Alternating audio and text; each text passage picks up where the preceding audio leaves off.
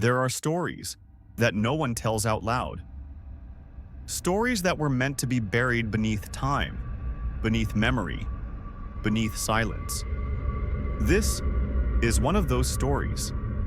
And once you hear it, you will understand why people choose silence. The place was called Black Veil Town, a quiet place, a forgotten place. The kind of place you drive past without stopping, because something in your chest tells you not to. But one man did stop there. His name was Jonathan Hale, a man who believed silence was peace, a man who believed quiet places were safe, a man who thought he understood loneliness. He didn't know. There are kinds of silence that do not heal. There are kinds of silence that listen back. Jonathan moved there in early November, right before winter, right before the long, cold nights began. The house he chose sat alone at the edge of a dead forest. No neighbors, no passing cars, no dogs barking, no birds singing, just stillness. And he liked that. Because Jonathan was tired of noise, tired of people, tired of the world always pressing itself into him. He thought silence would save him. He did not know that silence was already waiting for him. The house had 6 rooms, 5 of them. Ordinary, dusty but harmless. But the 6th room was sealed. A thick wooden door. No handle, no lock, no hinges visible. Just a smooth, silent door that didn't belong there. Jonathan assumed it was nothing. Maybe the previous owner boarded it shut. Maybe it was storage. Maybe it didn't matter. But the silence around that door was not the same as the rest of the house. The air was heavier there. Breathing felt harder. It was like something on the other side was awake, waiting, listening.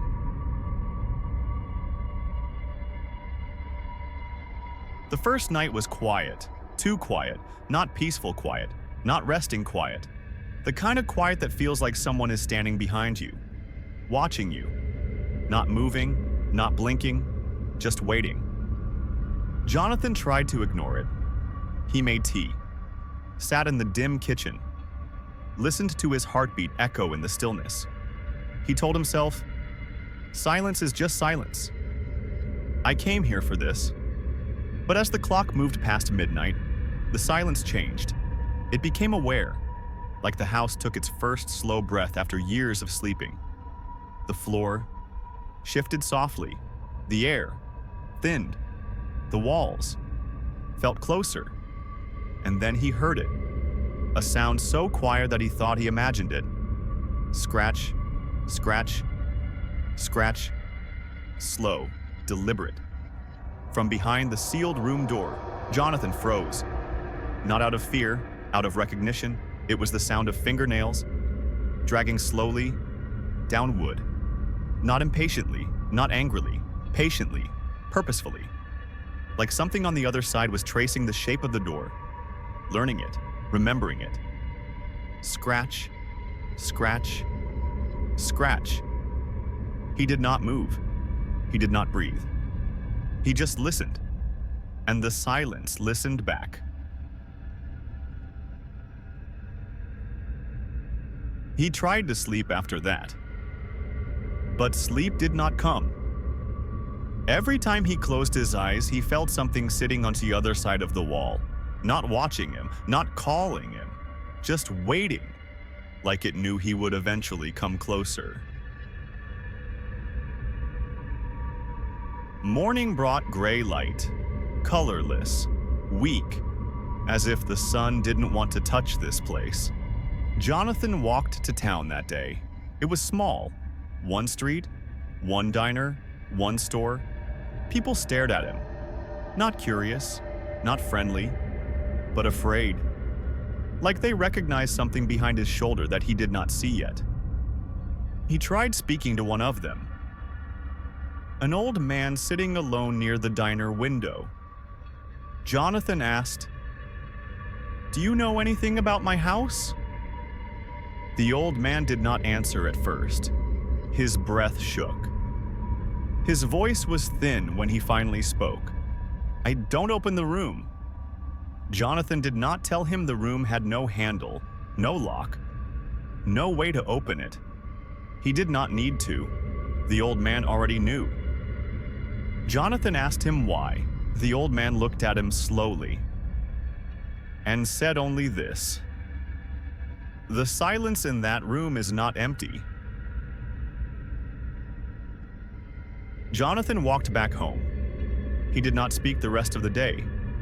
He did not play music. He did not turn on lights. He simply sat in the stillness, listening. The house listened back. The walls breathed.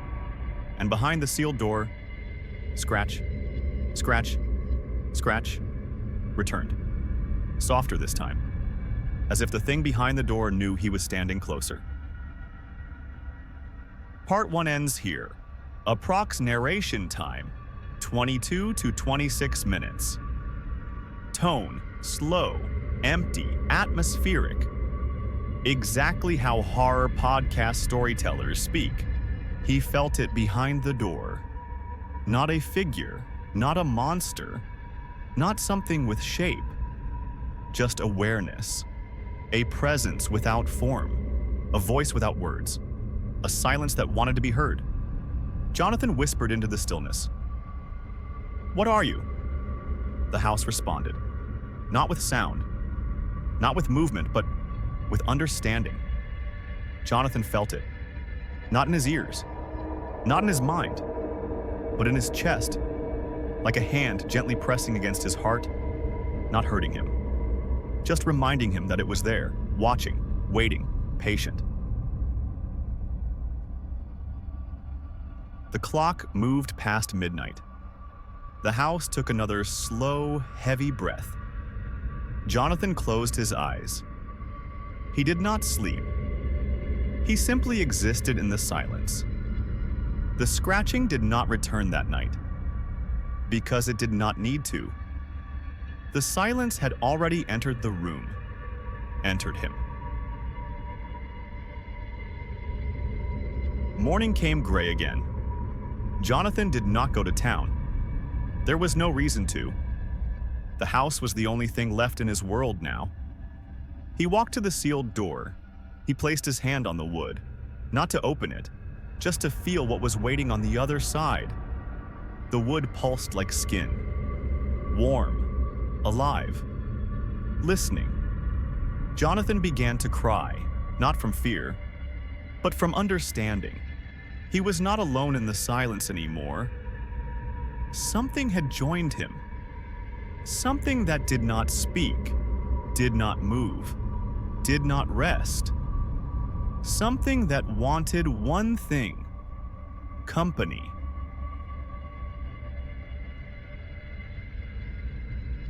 Night came again.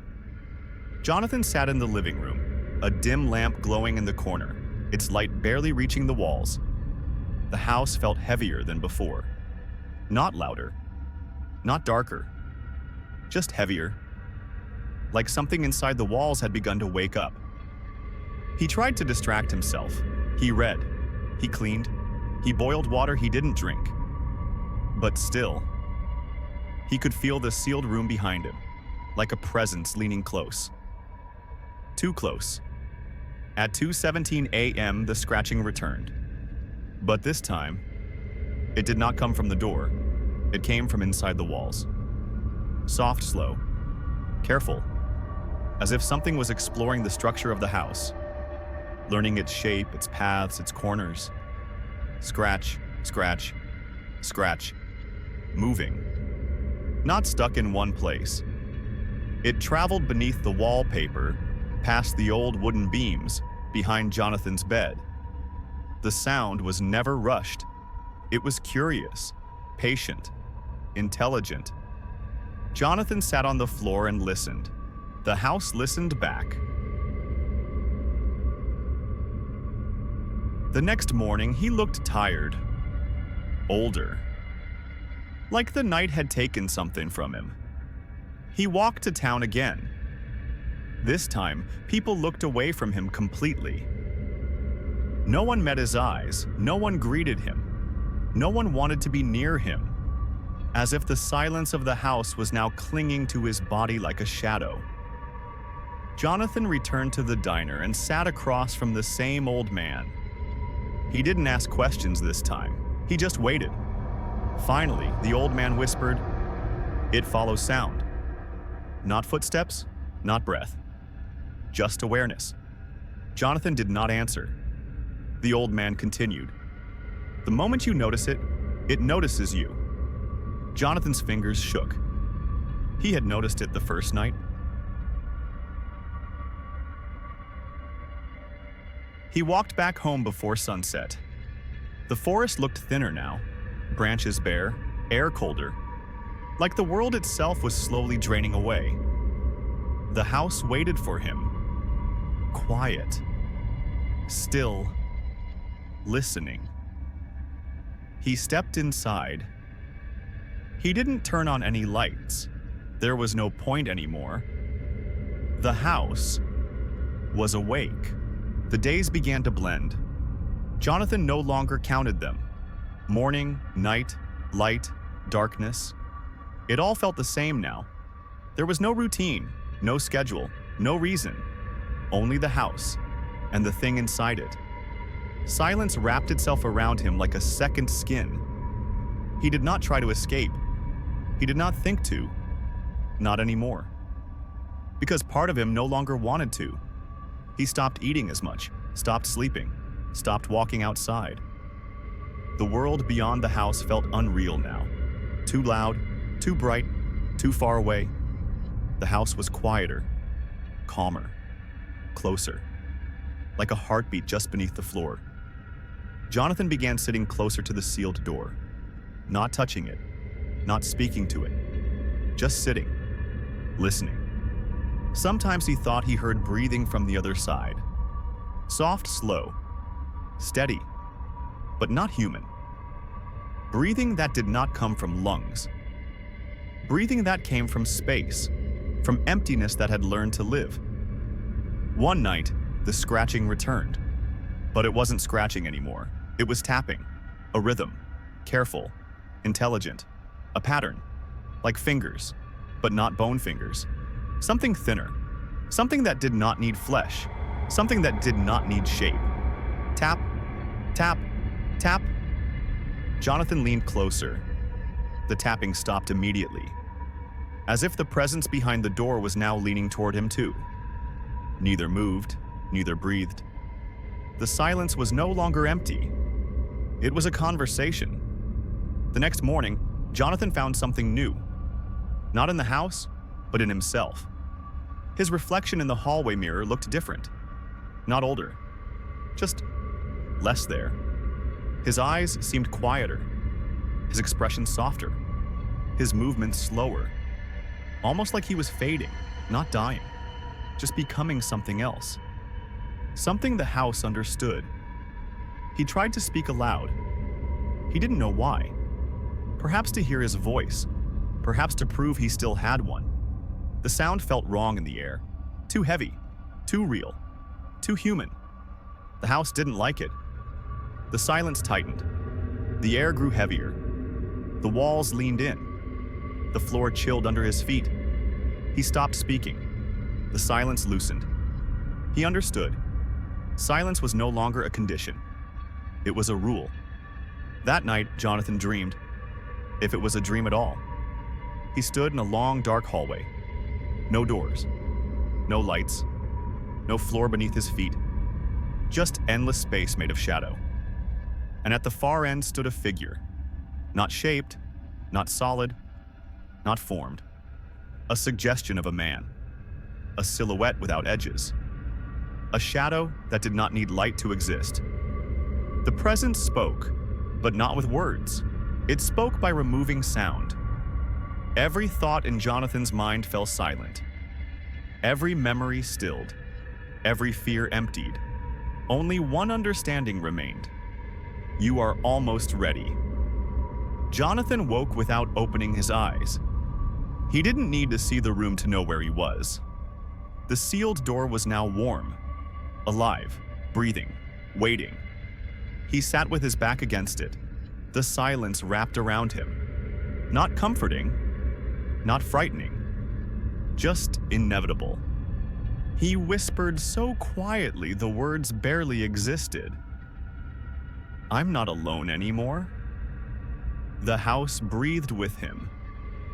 In, out, slow. Together, the air inside the house had changed. Not colder, not warmer, just closer. Like the silence had moved in from the walls and was now sitting beside Jonathan, watching him, breathing with him. He didn't question it anymore. He didn't fight it. The world outside the house felt like a distant dream he once had, a memory someone else remembered. There was only this place now, this room, this silence, this waiting.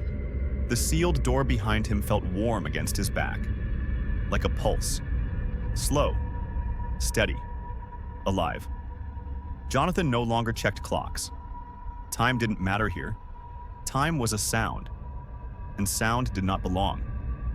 He moved through the house without footsteps, not because he tried to be quiet, but because the house no longer echoed him. There was no sound to make. The floors didn't creak. His breathing didn't disturb the air. His heartbeat felt far away.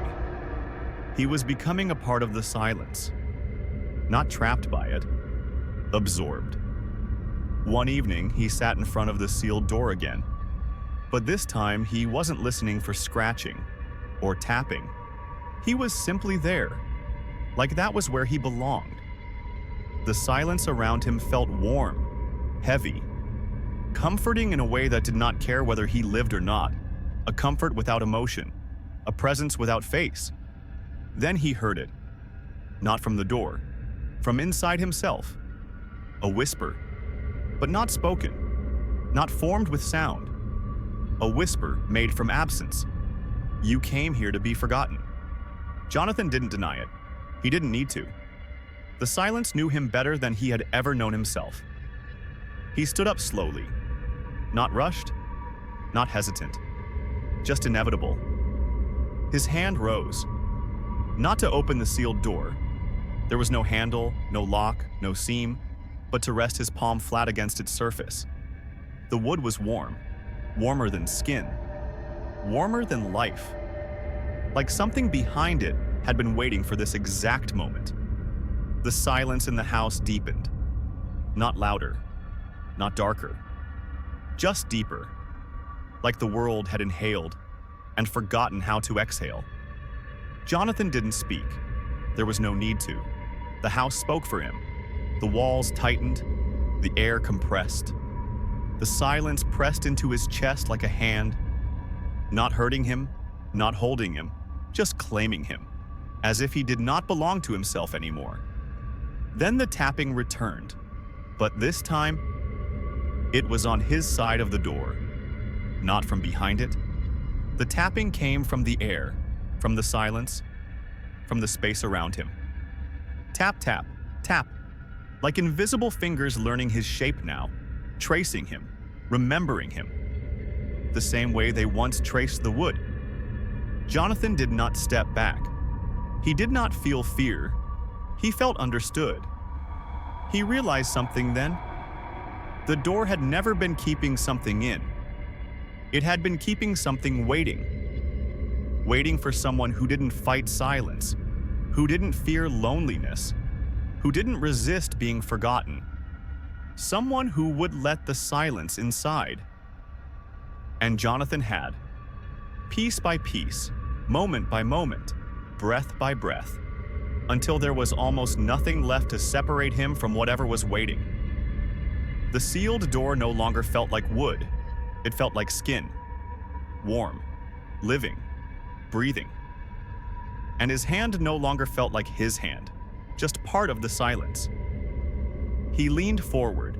His forehead rested against the door. There was no sound, no movement, no fear, only stillness, perfect, complete, absolute. The silence spoke again, not from behind the door, not from inside the house, but from inside him. "You are ready." He placed his hand on the door again.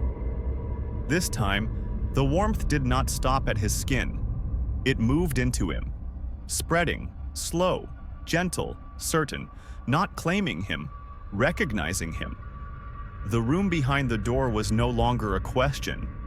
Jonathan did not need to open it to see what was there. He knew it was him. What had waited there was always him. The part of him that silence had kept alive long after the world forgot him. The part of him that understood loneliness not as absence but as truth. He leaned forward, and the door did not open. It accepted him. The wood did not crack, did not break, did not swing. It simply softened, like warm breath, like water, like memory. Jonathan's body passed through it, as if he had never been solid, as if he had always been a shadow. Inside the sealed room there was no floor, no walls, no ceiling, only darkness. But not empty darkness, living darkness. The kind that watches, the kind that remembers, the kind that waits for someone who understands it. Jonathan did not fall. He did not step. He simply became. His heartbeat slowed, his breathing quieted. His thoughts softened into stillness. His body no longer felt heavy, no longer separate, no longer him. There was no fear, no pain, no struggle, just peace. A peace made of nothing, a peace made of silence. Outside, the house grew still again. The walls relaxed, the air settled, the floor cooled. The sealed door became solid once more. No warmth, no breathing, no tapping, no scratching. Just a door. Smooth, silent, waiting. Winter came, snow fell. Soft white, unnoticed. The town forgot Jonathan. No one spoke of him. No one wondered. No one remembered. And inside the house, in the room that was never meant to be opened, silence waited again. Not empty, not lonely, just waiting. For the next person who believes that silence is harmless. That night, he sat on the floor of the hallway facing the sealed door, not touching it, not approaching it, just watching. Hours passed, no scratching, no movement. The silence was deeper now, a living silence, breathing with him. The house no longer felt empty. It felt full, not of sound, but of presence. Walls that once stood still now seemed to lean closer, as if listening with him. The floor under Jonathan's feet was warm, steady, like a pulse, like a heartbeat that did not belong to him. Jonathan stood before the sealed door. He did not remember walking there. He did not need to remember. The silence guided him, like hands on his back, like breath on his neck, like thought inside his mind that wasn't his own.